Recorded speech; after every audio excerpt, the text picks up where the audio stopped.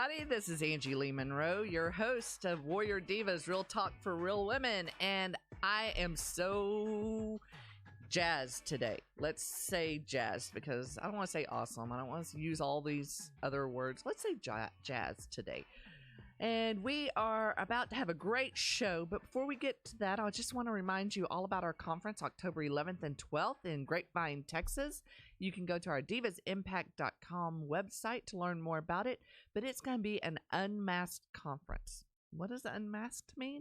It means we are going to be peeling back the layers of gunk that we've built up over the years in our lives to kind of hide who we really want to be from the world. And we're just going to start unveiling some amazing things about each other at this conference. And I'm super excited. We're lining up some great speakers for it. We've got some opportunities for you to come in and be interviewed for a podcast, maybe even think about launching your own podcast. We've got some amazing things building for this conference. So stay tuned. Go to divasimpact.com /unmasked, and you will learn more about that. So on with today's show, and like I tell you every week, I am Angie Lee Monroe, and I am your girlfriend. What does being your girlfriend mean? It means that we can get real and we can talk about the stuff we need to talk about.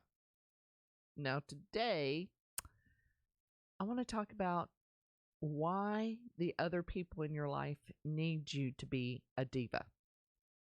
I mean, let's get real. You hear the word diva and you think of somebody like Mariah Carey, Celine Dion, Whitney Houston.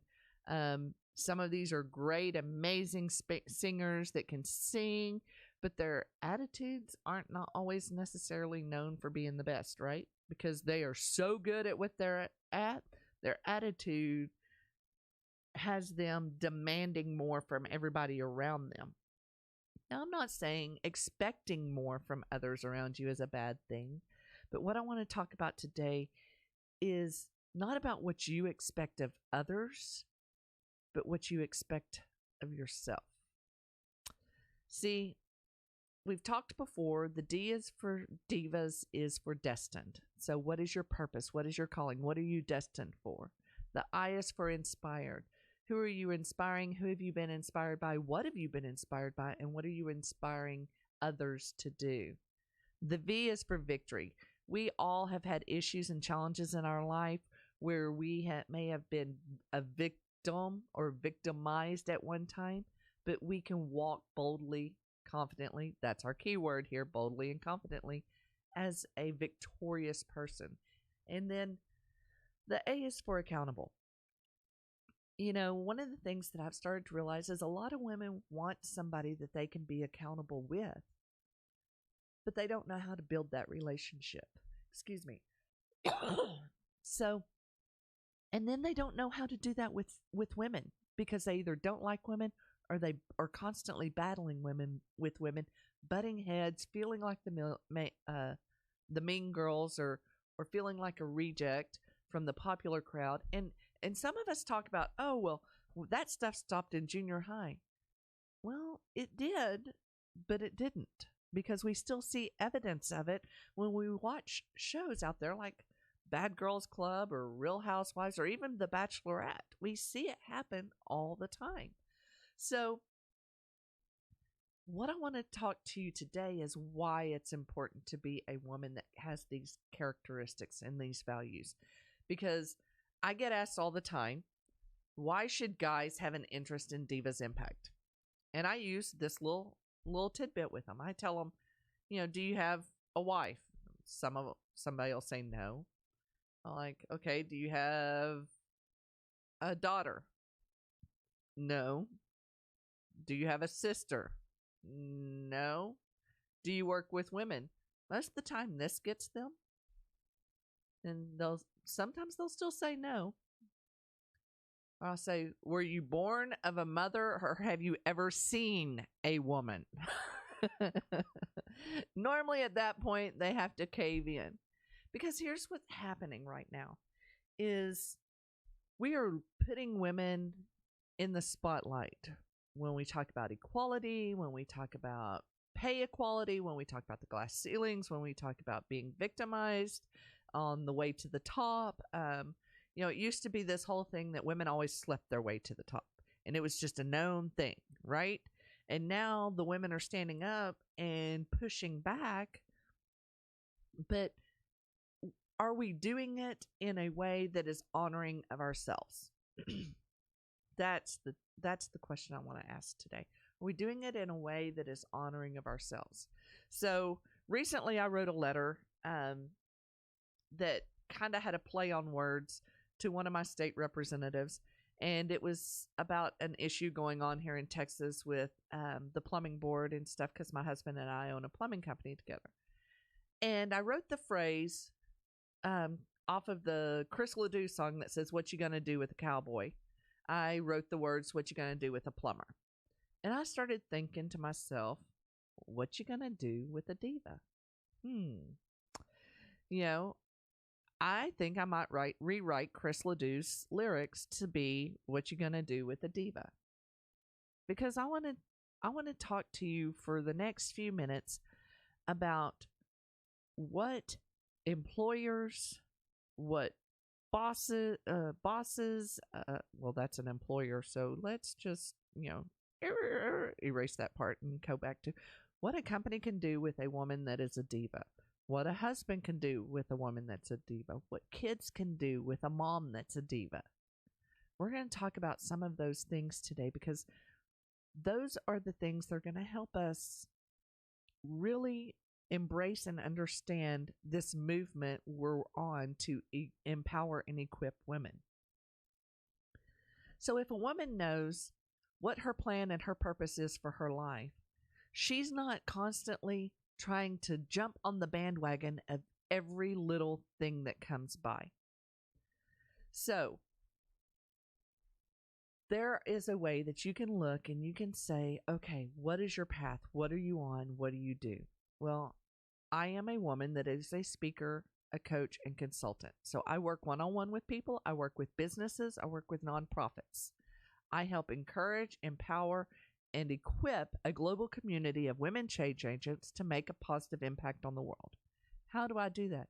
I do that through our social media. I do that through one-on-one meetings. I do that through group trainings. I do that through speaking events. I do that through our conference.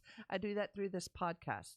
So we are very clear as to what our mission is. And very soon we'll have our magazine up and launching again. And so as we're doing those things, we are constantly finding ways to touch the lives of women and to highlight the lives of women that have tapped into what their purpose is, what their calling is, and they know that the journey they are on is the destiny that they were purposed for. So then what we find is when women are doing that, they're not looking for fulfillment in 1,000 different places. They are focused. They are trained. They are conditioning for the race that they are on, right? So I don't know if you've ever heard of Run the Year or something like that. So like 2019 is this year. So it's the goal to run 2,019 miles this year.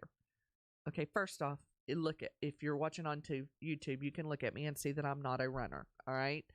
But here's the big thing that I am. I'm a walker. I'll get out and walk. I'll do that, no problem.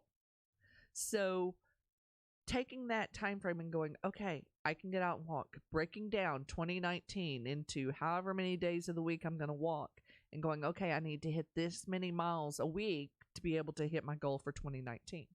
Some days that may be a mile. Some days that may be 10 miles. So whatever that looks like, I broke it down because I know the goal I'm trying to meet. I know the destiny I'm on to reach that goal. Same goes with destined women. We know the goal and the purpose we're on, and we know where we want to go, and we know what we want to do, but we are going to get on the journey. I got frazzled yesterday when I was getting ready to go and work an expo, and when I got on and did a Facebook Live, I was just transparent with my audience.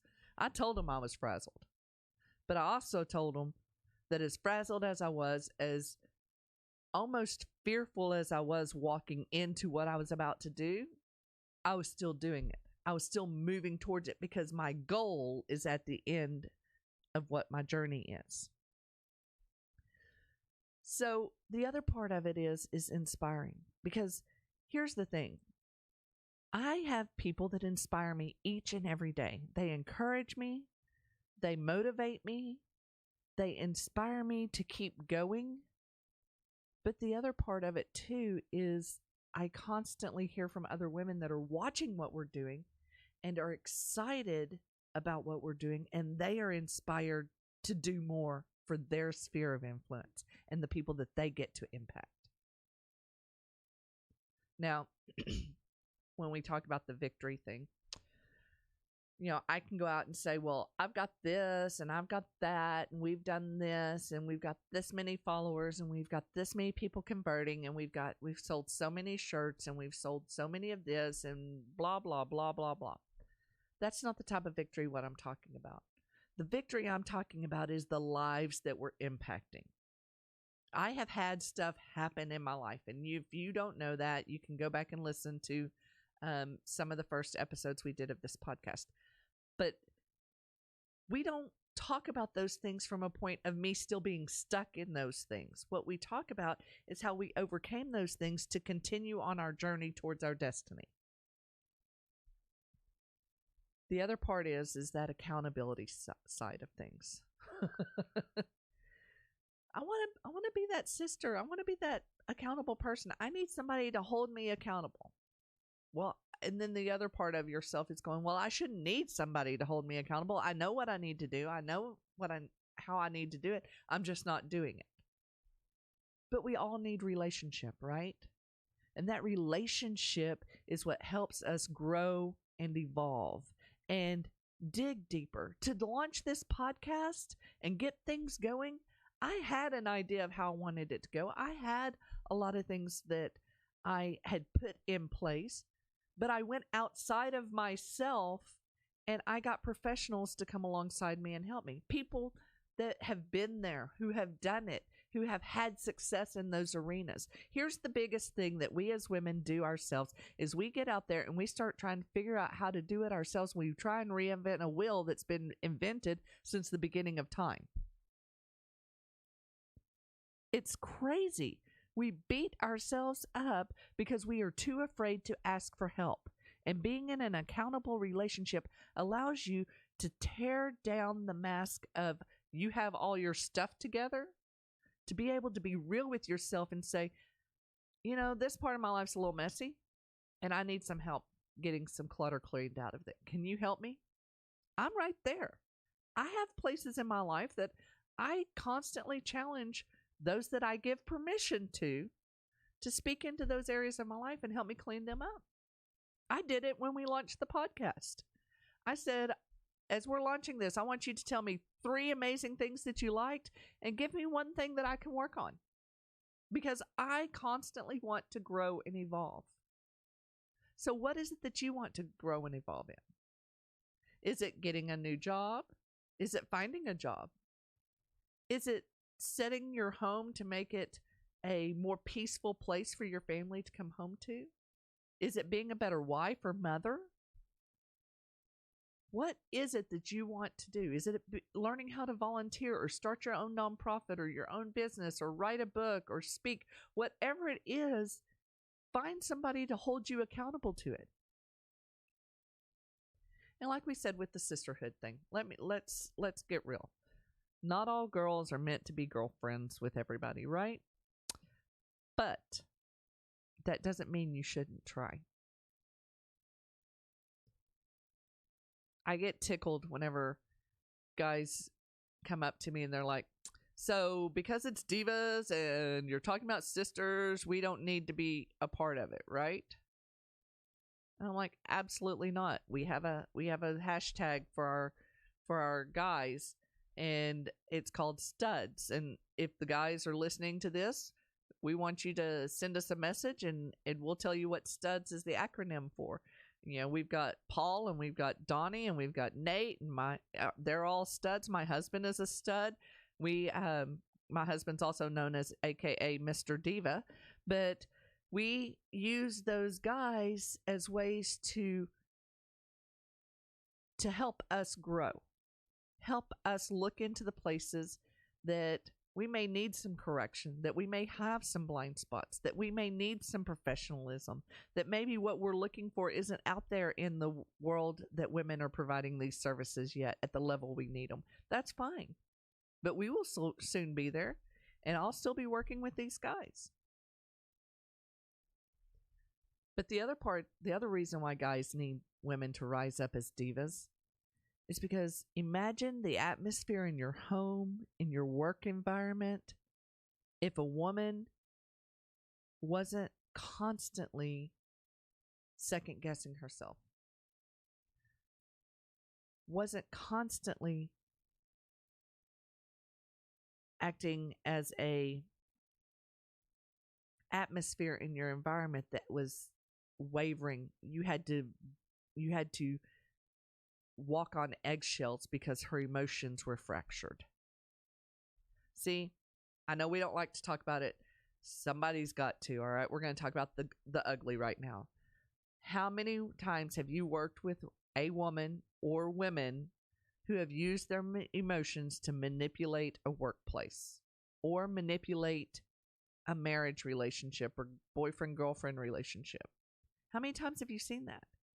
I mean, they make shows about it. It's sitcoms, it's dramas, it's everything. And it's so well known that, the men throw fits about it. Man, I'm going to let you in on a little secret. When women are doing that, a lot of the times it's because they don't feel like they're being heard and they don't feel like they're being valued. Women, I'm going to let you in on a little secret. When you sit in a room and you roll your eyes or you huff or you're constantly asking somebody about something and nagging them about something, whether it be in the workplace or at home, and I remember one of the episodes I said my shortened name is ANG, Ange, and Microsoft Word changes it to nag every time. So my husband gets the biggest kick out of that. But the biggest thing I want you to realize is all these things that we do don't empower us. They actually rob us of our power. There's a book out called The Male Factor, and if you haven't read it, it's a great book. And I read it several years ago and was just floored by some of the stuff that I had seen in that book. And it was written by a woman out in East, I think she's in East Texas. Feldman is her last name, and I'll put in the comments the link to the book. But the thing about this book was she was talking about how a woman who was up for being promoted on an executive team, and she was the best candidate for that team, but her attitude with all the other men in the room had them all on edge, and she was completely unaware. She would roll her eyes at them. She would throw a little fit. She would huff when they were talking if she didn't find their voice valuable. Here's the thing. None of the guys did that to her when she was talking, but she did that to them. She had worked herself out of a promotion because of the way she had acted. Here's another story. We had a guy not too long ago post on our thing, and he was being open and honest with us. And as he was talking, it made me flash back to some of our early years in our marriage. See, back in our early days, I wasn't strong. I was really self-conscious about a lot of things. I didn't have any friends. And so my husband would go to work all day. He would come home at night. I'd be worn out from the kids. And I would just be on him the moment he walked in the door. I would want him to help me with this. I would want him to help me with that. I needed him for this. I needed him for that. And a lot of the things was I just needed a girlfriend. Because I was asking my husband to be everything for me instead of being just my partner, that we got our marriage together, we got our kids together. I was asking him to, what do I need to do with this outfit? What do I need to do with this hair? What do I need to do with the kids' party? What do I need to do with all these different things? And I was constantly wearing him out. So when we're talking about the sisterhood, you need girlfriends. You don't have to have, there's women out there that'll have 25, 30 best friends. And then there's people that are more like me that has just an inner circle of really close friends. And then each circle of friends grows out and out and out. And there's flow between each of those. There's different seasons that some girlfriends are closer than other girlfriends. But we all need a diva in our life. We all need those women that are walking in their purpose. They know their calling. They know where they're going. They know how they're getting there. They don't need a map. They don't need a GPS because they are in tune with where they're going. And they are encouraging and inspiring so many others to do the same. So my question to you is, what are you going to do with the diva? Are you helping raise divas? Are you a diva? Are you on the road to being a diva?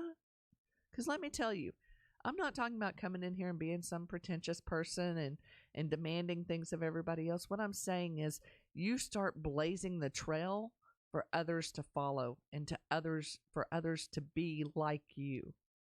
So I want to share with you today about a girl that's helping me be the diva that I am.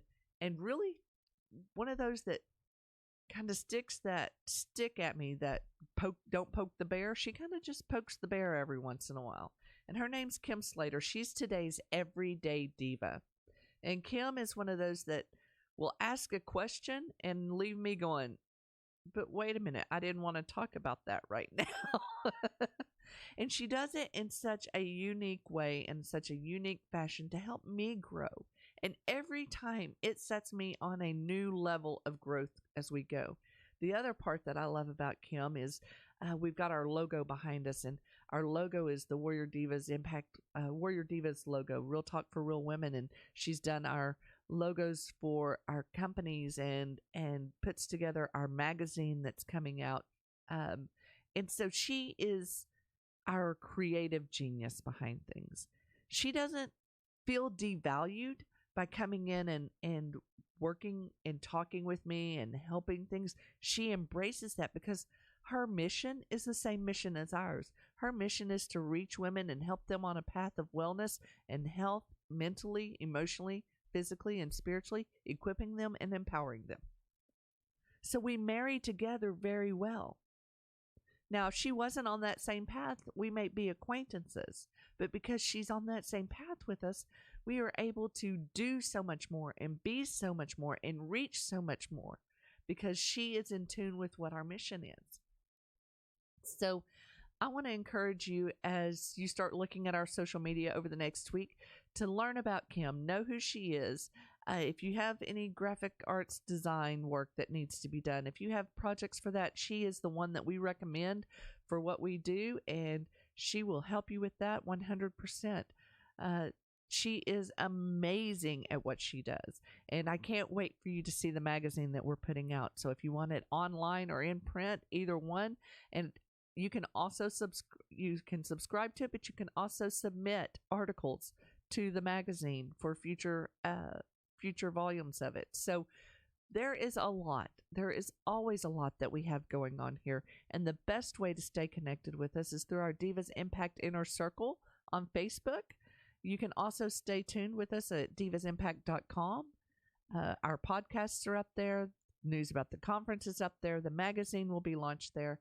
And I just want to remind you, this same channel, this time next time, we will be here on the podcast. And I'm your girlfriend, Angie Lee Monroe. Talk to you next time. Bye.